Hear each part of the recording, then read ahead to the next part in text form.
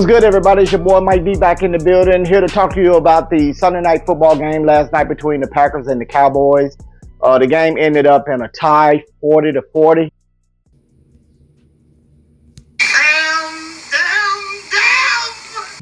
Very, very exciting game from beginning to end. I mean, it was something special. So let's dive into that game. But before I do, let me just talk about this a little while. And I think on one of the other podcasts, I was telling you about, people blaming the refs for, the outcome of the game or what have you. But I mean, I know I talk about delusional Cowboy fans, this, that, and the third, but some of these Cowboy haters, I mean, they're trying to make the case that the game was rigged. Really, the NFL will rig an NFL game to end in a tie. It just doesn't make any sense. How about you say, if my defense had played better, we would have won the game? Not some intentional grounding by Dak that was missed by the referees. Yeah, I mean, I think that was intentional grounding. Referees had a different opinion about it. They call it, the other way. But if we want to get into that, what about the last three plays the Packers made when there was illegal formation? So they didn't call those three either, and they was down there in the red zone. So, but I don't think that determined the outcome of the game either. Both defenses playing poorly actually determined that high score for both teams. Because if your team scores 40 points, typically they'll win. But if your defense allows 40 points, then you end up in a 40-40 tie, and that's pretty much what happened in this game. Speaking of the defense, I take credibility, for our poor defense. I think we have one of the poorest defenses in the league.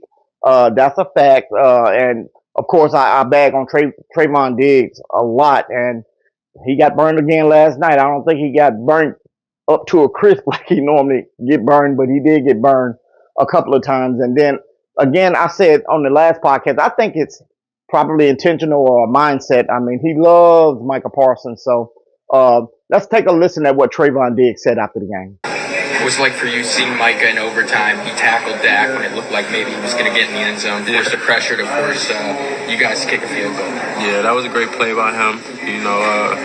I'm happy for him. Sad we ended up in a tie, but that's how the game goes. So Trayvon Diggs, let me get this straight. You're happy for Micah Parsons tackling Dak Prescott, saving a touchdown so that the Cowboys will win the game. You're happy for him. I don't get that. You should be sad that he was able to tackle Dak to keep him, from getting the touchdown. So if we had got that touchdown, then Dallas would have went on to win that game. But Trayvon Diggs is happy for him. So that's part of his problem, his mindset. Because he has the physical ability to play. He just, I don't know. I think he's still upset about the Micah Parsons trade. So maybe he's next on his way out the door. I don't know.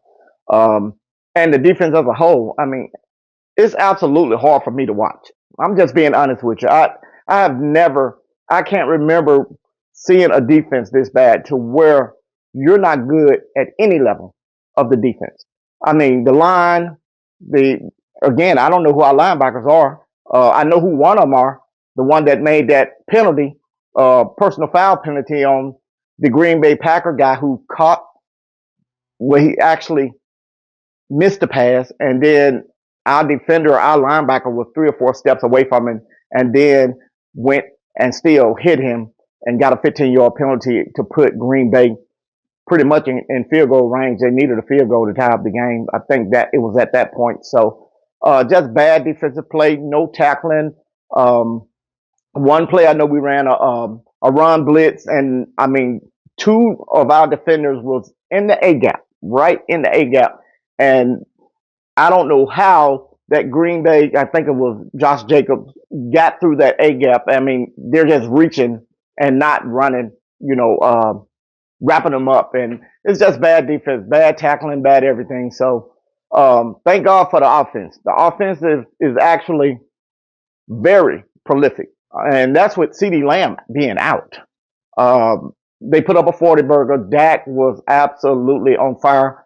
He's playing like an MVP right now for all you Dak haters. I hate it for you.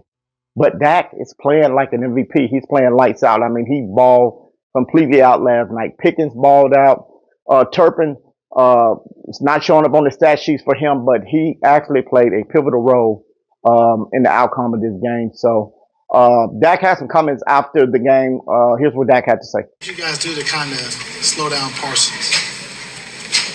Man, goes back to the plan I guess I told you guys on Thursday, right? Like, I mean, it was going to be hands on deck, whether it be the tight ends, whether it be the running backs. And honestly, there was one-on-ones, and those tackles did their job, stepped up and did what they needed to do, kept them off, kept them away from me. Obviously, I told you I'm playing against a time clock, whether it's Micah or whether it's the rest of those guys, Gary. I mean, they've got a great front up there. And so, yeah, we played on time. And got the ball out. Receivers got to their spots that allowed me to play on time. And, yeah, I guess they gave them, I found out, half a sack on that last little, that's for y'all storyteller guys. So it's no sack. 0 yards. That's a sack. It's a sack with 0 yards. Yeah, they did that for y'all. They did that for y'all for the theatrics of it, for the storyline. Yeah, like a tie. That was Dak Prescott. Obviously, he didn't want to give Micah that sack. It was a sack for no gain, 0 yards. So by NFL rules, that is technically a sack, not a sack, but a sack. And Dak Prescott kind of spoke to that. Micah Parsons also spoke after the game. Here's what Micah had to say. You guys actually did started to get pressure on Dak finally in the fourth quarter and after that, but it didn't seem to rattle him. Why not? I mean, bro, I think we was getting pressure all night. You go watch that all 22, and you look how precise number 4 looked tonight. Just getting through his throws, getting to his receivers, the timing. I think he played a better game than we played defense. So, shout out to Dak. And I told him, I said, you go watch that film, and you lucky. If you wasn't on, it would have been a long day. It would have been a real long day for you. But he played a hell of a game, and I give him kudos for that. How do you think he played personally? I mean, I don't like to talk about myself. You just watch the film and you let me know how I played. But like I said, I tried to give it all.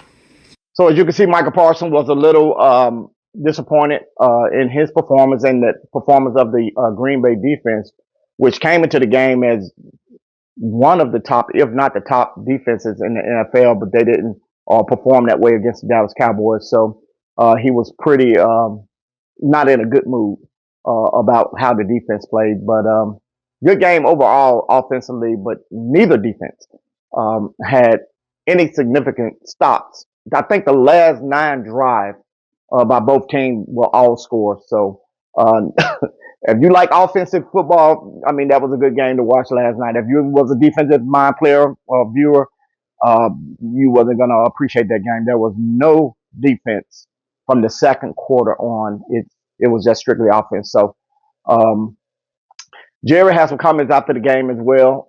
Here's what Jerry had to say. Speaking of respect for Green Bay, what's going through your mind when Micah prevents, Dak from going into the end zone there in the extra period? Well, again, I really would have liked to have seen a touchdown. Turned out that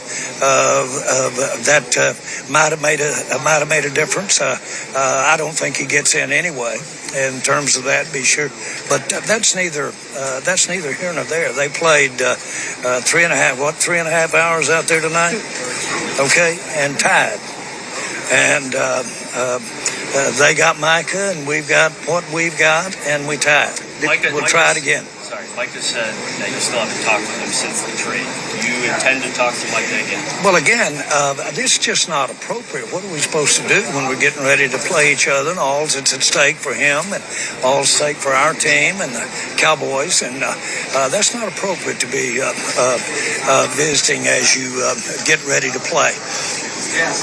I know of very few people other than his family that have any more pleasant talks with Micah than I've had. And they'll be lasting. There was enough meat on the bones to make a lot of that last a long time. And anybody that doesn't think you can get a little ruffled up when you're negotiating over money doesn't understand human nature. That happens to everybody. And so for me, he's an outstanding young man. He played well tonight. And I thought we played well tonight. We played well against him tonight.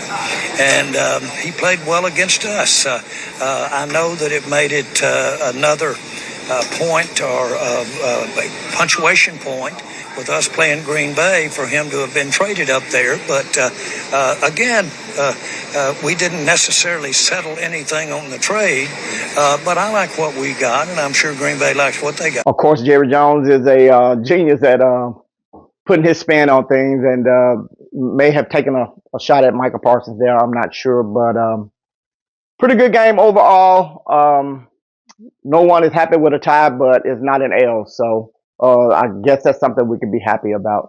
Let's take a look at the box score. All right, both quarterbacks played well, very well. Jordan Love played well. Dak played well. They had very, very similar numbers. I mean, they both was awesome. I got to give it up to Jordan Love as well. 31 for 43, had 337 yards, 3 TDs.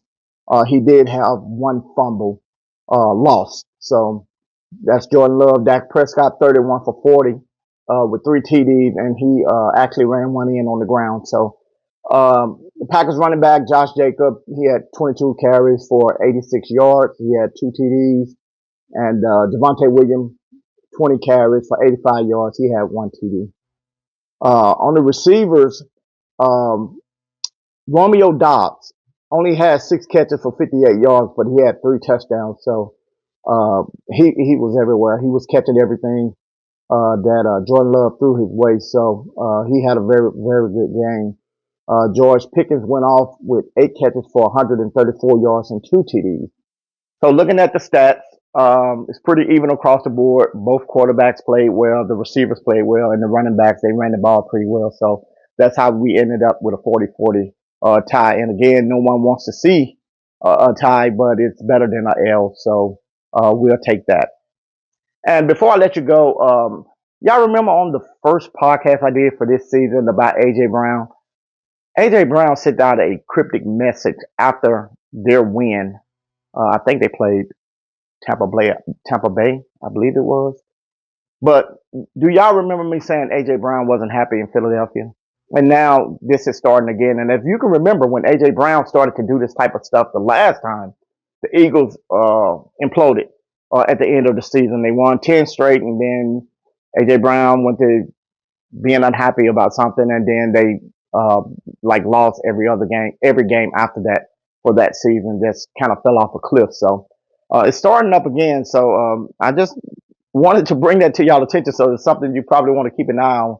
I don't think it's happened in Philly. I think he want to be traded out of there. But again, that's something we'll keep an eye on. So, and it was after a win. Now, just think about it. If it was after a loss, or when they do lose, they're gonna lose, and you know what to expect from A.J. Brown at that point. So, but we'll keep a close eye on that. All right, guys, that's all I have for today. If you're new to the channel, subscribe, like, comment. You can share the content as well. Very much appreciated. So I'll see you guys next time with a post analysis of the Cowboys versus the Jets. That will be our next opponent, the Jets. So until next time, remember, respect is earned, not given. So respect the star. See you next week.